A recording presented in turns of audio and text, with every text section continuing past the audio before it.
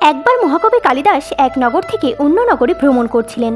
তখন গ্রীষ্মের কড়া রোদে তিনি তৃষ্ণার্ত হয়ে পড়েন। পথ চলতে চলতে তিনি এক পাতকুয়ো দেখতে পান, যেখানে এক গ্রামীণ স্ত্রী জল ভরছিলেন। মহাকবি কালিদাস তার কাছে যান এবং বিনম্রতার সঙ্গে তাকে বলেন, হে মাতেশ্বরী, আমার তীব্র তৃষ্ণা পেয়েছে, দয়া করে আমাকে একটু জল দেবেন। সেই স্ত্রী শান্ত স্বরে বলেন, আমি কোনো অজানা ব্যক্তিকে জল দিতে পারবো না, প্রথম আপনি আপনার পরিচয় দিন।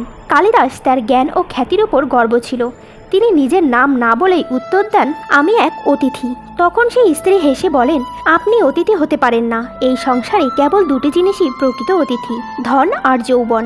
এই দুটি জিনিস কখনোই থাকে না, ক্ষণিক সময়ের জন্য আসে আর চলে যায়। যেটি শুনে কালিদাস অবাক হয়ে যান। তিনি আবার বলেন, আমি সহ্য ক্ষমতা। তখন স্ত্রী বলেন, সহ্য ক্ষমতাও দুই প্রকার, ভূদেবী যে পাপী ও সৎ ব্যক্তির ভার একইভাবে উঠায়, আর বৃক্ষ যে পাথর খেয়েও মিষ্টি ফল দান করেন। যেটি শুনে কালিদাসের গর্ভ কিছুটা দুর্বল হয়ে পড়ে এবং সংকুচিত হয়ে বলেন, ঠিক আছে, আমি অশেষ। তখন স্ত্রী বলেন, অশেষও দুই প্রকার, নখ আর চুল। তাকে যতই কাটো না কেন ঠিক একই সমানে বাড়তে থাকে। তখন কালিদাস কিছু সময় স্তব্ধ হয়ে থাকেন, তারপর বলেন, ঠিক আছে, তাহলে আমি মূর্খ।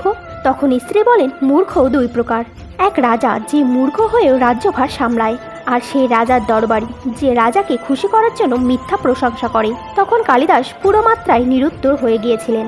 ওনার প্রথমবার তার জ্ঞানের উপর গ্লানি ভাব হয়। কালিদাস সেই স্ত্রীর চরণে লুটিয়ে পড়েন এবং বলেন, হে দেবী, আমাকে ক্ষমা করুন, এখন আমার জল না জ্ঞানের দরকার। স্ত্রী হেসে বলেন, ওঠো বৎস।